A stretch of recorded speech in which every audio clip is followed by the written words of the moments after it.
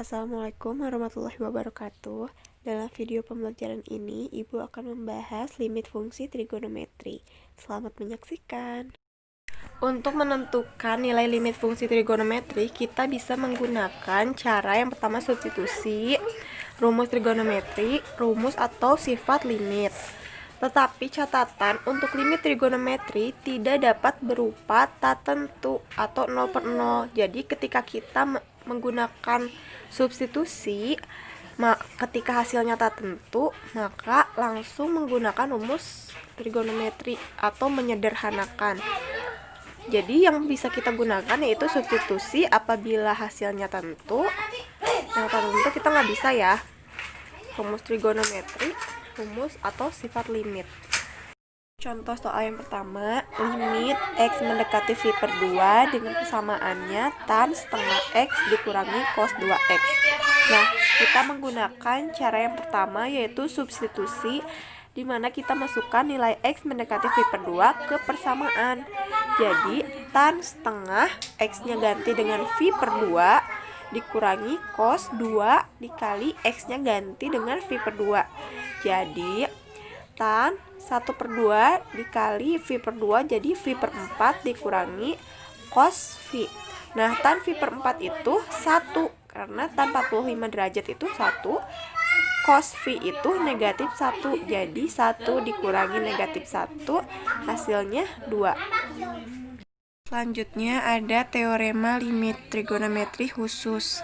Yang pertama itu untuk limit x mendekati 0 sin x per x atau sama dengan limit x mendekati 0 x per sin x itu hasilnya pasti 1. Begitupun dengan limit x mendekati 0 tan x per x sama dengan limit x mendekati 0 x per tan x sama dengan 1. Ini berlaku untuk limit fungsi sinus dan tangen.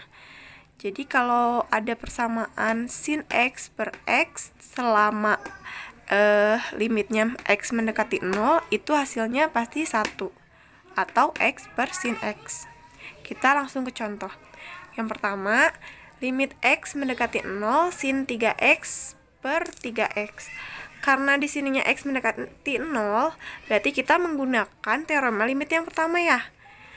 Jadi hasilnya berapa? 1, karena ini dan ininya sama, dan x juga mendekati 0, jadi hasilnya 1. Begitupun yang nomor 2, limit x mendekati 0 untuk tan 5x min 2 per 5x min 2. Ininya sama kan? X per x juga kan? Nah, ini juga x mendekati 0, berarti hasilnya 1. Nah, untuk nomor 3, limit x mendekati 0 sin 3x per 6x. Ini kan nggak sama ya. Ini yang satu 3x, yang satu 6x. Berarti kita rubah biar sama. Jadi caranya limit x mendekati 0 sin 3x per 6x kita kalikan agar bawahnya sama kan, jadi 3x.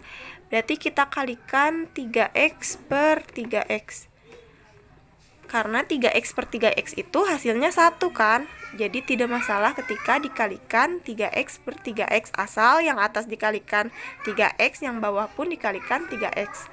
Selanjutnya, limit x mendekati 0, kita tukar 6x ini dengan 3x. Nah, jadi sin 3x per 3x dikali 3x tetap per 6x. Jadi ini 1 kan? 1 dikali 3x per 6x, x-nya habis kan? Jadi 3 per 6. Hasilnya 3 per 6. Dari tadi kita hanya membahas persamaan sinus dan tangen. Sedangkan untuk kosinus tersendiri, dia tidak memiliki rumus khusus, sehingga kita harus menyederhanakan atau mengubah persamaan kosinus ini. Caranya, kita ingat lagi kembali rumus trigonometri. Salah satunya di sini ada rumus sudut ganda. Nah, sudut ganda itu kan ini ada 3. Sekarang kita gunakan yang kedua. Jadi cos 2x sama dengan 1 dikurangi 2 sin kuadrat x. Kita rubah menjadi 2 sin 2 kuadrat x sama dengan 1 dikurangi cos 2x kan. Nah, karena di soal ini dibutuhkannya 4x, sehingga persamaannya menjadi 2 sin kuadrat 2x sama dengan 1 min cos 4x. Nah, sekarang persamaannya udah sama.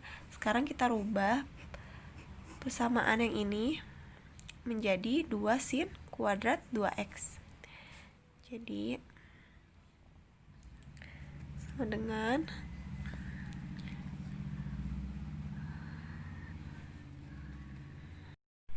limit x mendekati 0, kita rubah persamaannya jadi yang 2 sin kuadrat 2x per 16x dikali sin 4x.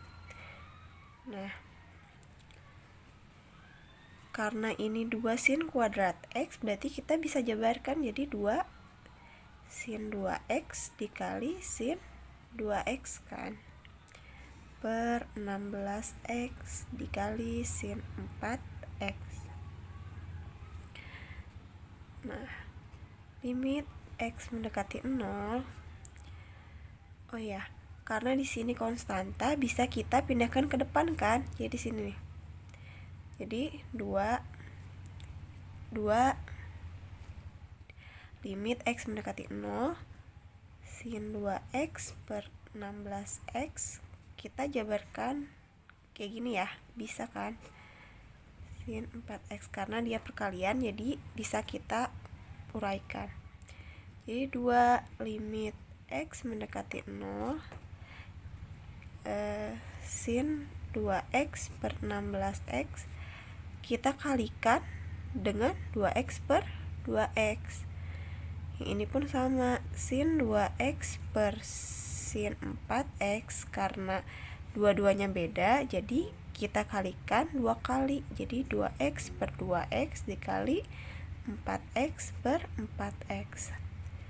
Jadi 2 limit x mendekati 0, kita rubah yang ini kan, rubah jadi sin 2x per 2x dikali 2x per 16x. Lalu sin 2x kita rubah pembilangnya jadi per 2x dikali, berarti ini kan jadi per sin 4x. Kita pakai yang 4x juga. Jadi sisanya yang 2x dan 4x per 4x. Ini sama dengan 2, tinggal kita masukkan sin 2x per 2x 1 kali ini 1 ya, jadi 2 per 16 x per x 1 dikali sin 2x per 2x juga 1, 4x per sin x 1 dikali 2 per 4. Jadi hasilnya ini bisa kita perkecil jadi 1 per 8. Ini jadi 1 per 2. 2 bagi 2 habis, jadi hasilnya 1 per 8.